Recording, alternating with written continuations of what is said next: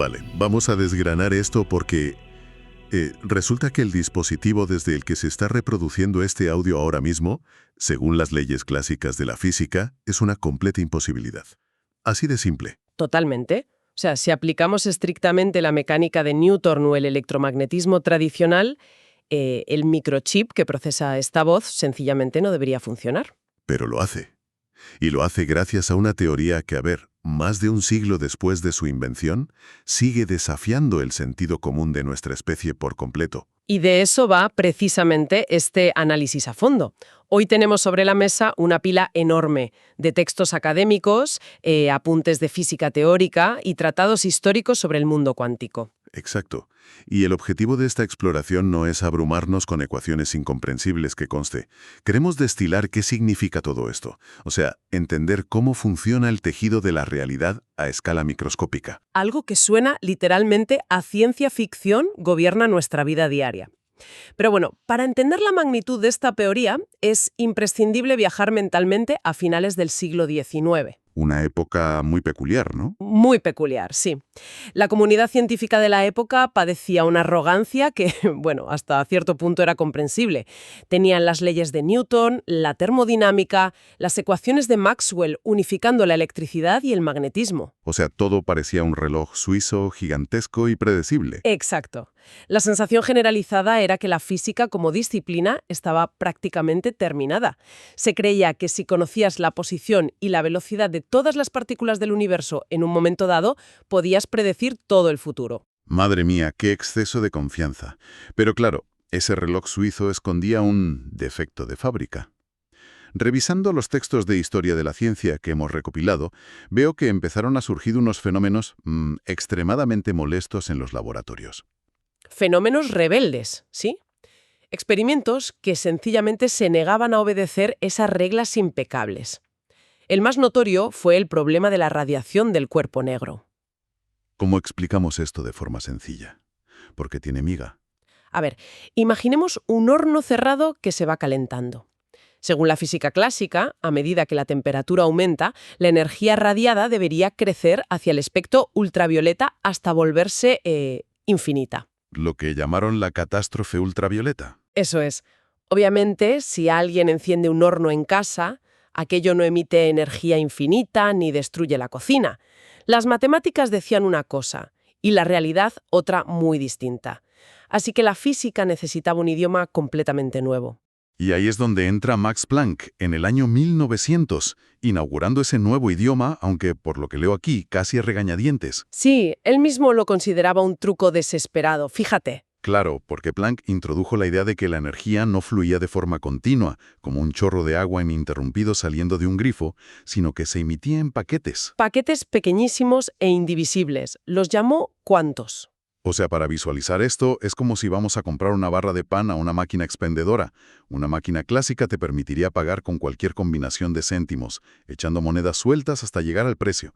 Pero esta máquina cuántica no admite fracciones. Me gusta esa analogía. O introduces la moneda exacta, el cuanto de energía indivisible, o no hay pan. No hay vueltas ni fracciones. Es brutal, y aunque Planck lo planteó como una rareza matemática, fue Einstein quien dio el paso definitivo en 1905, ¿verdad? Sí, Einstein tomó ese truco matemático y demostró que era una realidad física al explicar el efecto fotoeléctrico. Resulta que al iluminar una placa de metal con luz, salían disparados electrones. Hasta ahí normal. Claro. Pero lo extraño era que si la luz era roja, o sea, de baja frecuencia, daba igual lo brillante o inmensamente intensa que fuera la lámpara. No se movía ni un solo electrón. Ni uno solo. Ni uno. Pero si ponías una luz ultravioleta muy tenue, pequeñísima, arrancaba electrones de inmediato. Y esto rompe por completo nuestra intuición sobre las ondas.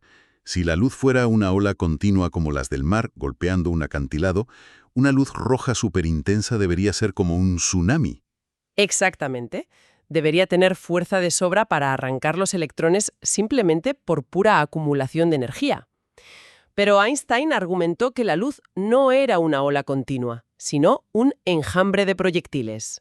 Partículas individuales que hoy llamamos fotones. Eso es. Cada fotón de luz roja tiene poca energía. Y como un electrón solo puede absorber un fotón a la vez, si ese impacto no supera el umbral necesario, el electrón no escapa. Es como disparar bolitas de papel contra una pared, no vas a derribarla por muchas que tires. Tal cual. En cambio, un solo fotón de luz ultravioleta es como una bala de alta energía. Un solo impacto es suficiente para arrancar al electrón. Y las matemáticas cuadraron a la perfección. Es una teoría impecable, pero a cambio nos dejó sin una imagen mental lógica. Ese es el gran peaje de la cuántica.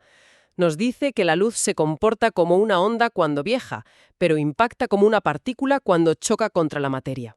A la mente humana le da un cortocircuito intentando visualizar algo que es discontinuo y continuo a la vez. Y esto nos lleva a una pequeña pausa para quienes nos escuchan. Adelante. Quienes estén siguiendo este análisis pueden plantearse lo siguiente.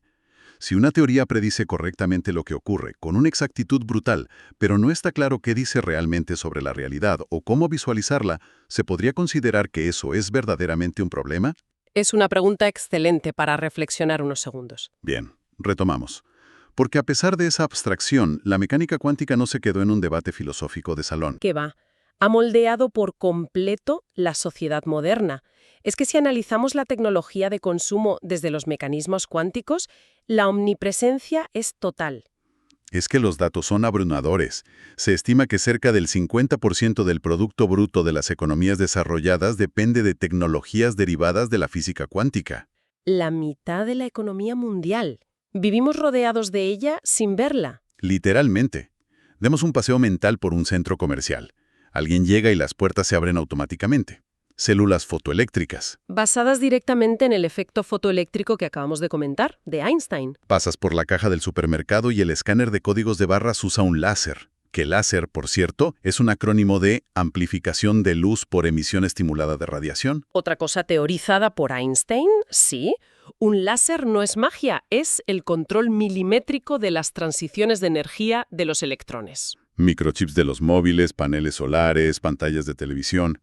Es irónico, ¿no? Usamos todo esto a diario y lo consideramos completamente normal, pero se basa en una rareza intelectual incomprensible. Totalmente. Hemos domesticado la cuántica. Pero domesticarla no significa comprenderla en su esencia más profunda. Y esto da pie a otra pequeña pausa reflexiva. Para quienes nos escuchan, sería interesante intentar nombrar mentalmente una tecnología cotidiana, aparte de las mencionadas, y pensar brevemente qué relación podría tener con la física cuántica basándonos en esto que estamos hablando. Seguro que se les ocurren ejemplos fascinantes, porque casi todo lo electrónico de alta precisión tiene su huella. Bueno, ya sabemos que funciona y que la usamos a diario, pero vamos a asomarnos un poco al abismo. ¿Qué es lo que todavía se nos escapa? Uy, esa es la mejor parte. Porque resulta que la dualidad onda-corpúsculo no se detuvo en la luz. En 1924, Louis de Broglie dijo, a ver, si la luz se comporta como un proyectil, ¿pueden los electrones comportarse como ondas? Y los experimentos demostraron que sí, que si disparas electrones por dos rendijas, se comportan como una ola que pasa por ambas a la vez. Es una locura. Y esto los arroja de bruces contra uno de los pilares más complejos de esta exploración, el principio de incertidumbre de Heisenberg. 1927. Esto cambió las reglas del juego. Por completo. Heisenberg nos dice que es físicamente imposible medir simultáneamente con precisión absoluta la posición y la velocidad de una partícula cuántica. O sea, cuanta más precisión obtienes clavando dónde está el electrón, más se difumina la información de hacia dónde va. Y viceversa. Y aquí viene el punto crítico, porque esto generó un cisma en la física. Claro, porque alguien podría pensar, oye, es que nuestros microscopios son muy malos. O sea, si choco un fotón contra un electrón para verlo, pues lo empujo y le cambio la velocidad. Parece un problema técnico. Eso mismo argumentaban algunos. Einstein defendía que debía haber variables ocultas. Le frustraba muchísimo, de ahí su famosa frase de «Dios no juega a los dados con el universo». Él no aceptaba el azar fundamental. Exacto. Pero la escuela de Copenhague dictaminó lo contrario. Dijeron que no, que la incertidumbre no es un fallo de nuestras herramientas. Es que antes de ser medida, la partícula no posee una posición definida. O sea, adiós a la imagen del átomo como un sistema solar en miniatura con los electrones en órbitas perfectas. Olvídate de eso. Lo que hay son orbitales, que son básicamente nubes de probabilidad dictadas por la ecuación de Schrödinger. El electrón sencillamente existe como un rango de probabilidades superpuestas. Qué vértigo da pensarlo. Pero aquí es donde entra nuestro foco principal, la revolución informática. Porque usamos esa misma borrosidad a nuestro favor. Así es, y eso es exactamente la computación cuántica. Para entender cómo va a transformar nuestra forma de procesar datos, hay que recordar que un ordenador clásico usa bits, que son ceros o unos. Blanco o negro. Interruptores que se encienden o se apagan. Pero un ordenador cuántico usa qubits, y por el principio de superposición, un qubit puede ser 0 y 1 simultáneamente, mientras no lo midas. O sea, convive en esa nube probabilística. Exacto. Y si entrelazas cientos de estos qubits, la capacidad de cálculo es exponencial. Se analiza en las fuentes que un sistema de solo 1000 qubits puede representar 2 elevado a 1000 estados diferentes. Ojo a esa cifra, 2 elevado a 1000. He leído en nuestros documentos que eso excede con creces el número total de átomos que existe en el universo observable. Es absurdo. Es que no es un ordenador más rápido, es un paradigma totalmente distinto. Analizando si superará a la tecnología actual, la respuesta es que ya la está superando en tareas específicas. Un ordenador clásico evalúa los caminos de un laberinto uno tras otro. El cuántico evalúa todos a la vez. O sea, procesa información en paralelo a una escala masiva. Eso es, trodemas de diseño de fármacos, criptografía compleja, simulaciones climáticas, cosas que a un superordenador actual le tomarían miles de años. La cuántica promete resolverlas en minutos.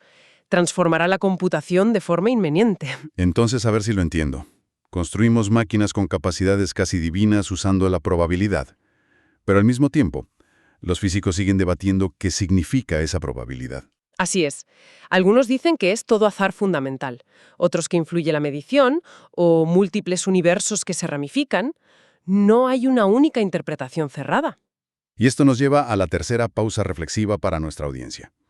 Parece aceptable que una teoría científica no tenga una única interpretación física clara de la realidad, siempre que funcione y permita crear esta tecnología brutal. Da que pensar, desde luego. Porque esto desafía nuestra intuición cotidiana de los objetos y nos lleva a una lección filosófica súper importante sobre qué es la ciencia en sí misma. Totalmente. Porque las paradojas cuánticas, como el famoso gato de Schrödinger, que está vivo y muerto a la vez teóricamente, chocan porque queremos que el mundo cuántico sea como una mesa o una silla. Queremos que la ciencia sea una fotografía exacta de la realidad. Y no lo es. La ciencia es un conjunto de modelos matemáticos y conceptuales, operan increíblemente bien en sus dominios, Newton para lo grande, la cuántica para lo microscópico. Me gusta comparar esto con los mapas, a ver si estás de acuerdo.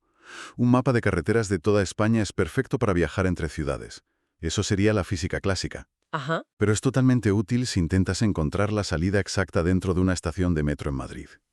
Que el mapa de carreteras falle ahí no significa que sea falso, es que son modelos para dominios distintos. Es el ejemplo perfecto. Entender esto no debilita a la ciencia para nada. De hecho, explica su resiliencia.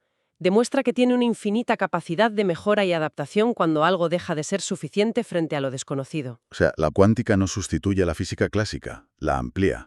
Hemos pasado de reglas fijas a probabilidades. Hemos dejado de ver átomos como sistemas solares para verlos como nubes de incertidumbre, sí. Y mientras tanto, hemos construido escáneres, láseres y ordenadores cuánticos por el camino. Es un viaje fascinante. Lo que atraviesa todo este análisis es que a escala microscópica no solo cambia lo que ocurre en la naturaleza, cambia drásticamente lo que significa conocer la naturaleza. Y con esa idea llegamos al momento de nuestra pausa final. Pedimos a quienes nos están escuchando que, después de todo lo analizado, completen mentalmente esta frase. Lo que más me ha cambiado de la física cuántica es... Yo creo que cada persona tendrá una respuesta muy distinta. Seguro que sí. Pero antes de despedirnos, no podemos irnos sin dejar un último concepto sobre la mesa, para que la mente siga dando vueltas. Algo que mencionan los textos y que es alucinante, el entrelazamiento cuántico. La acción fantasmal a distancia, que decía Einstein. Eso es, si dos partículas están entrelazadas e ignoran la distancia, y resulta que cualquier intento de espiarlas destruye la información al instante por la propia medición. ¿Qué va a ocurrir con el concepto de los secretos y la privacidad en el mundo inminente del Internet cuántico? Pues que la seguridad informática pasará de depender de algoritmos matemáticos a depender de las leyes inquebrantables del universo microscópico. ¡Qué locura! Sin duda una invitación abierta a seguir maravillándose. Muchas gracias a todos por acompañarnos en esta exploración cuántica. Hasta la próxima.